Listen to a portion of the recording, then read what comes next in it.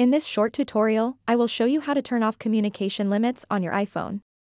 Communication limits are settings that restrict who you can communicate with on your device. Turning them off allows you to make and receive calls from anyone without any restrictions. To get started, open up the Settings app on your iPhone, scroll down a bit, and tap Screen Time.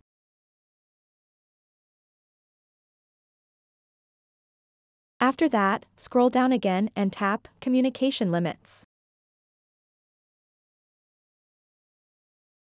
And then tap where it says, During Screen Time.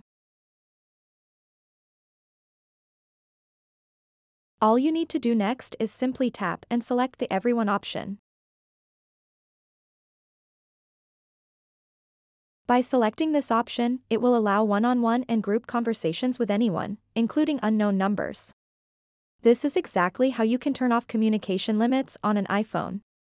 So that wraps up this tutorial. If you have any questions about this whole process, please let me know in the comments section below.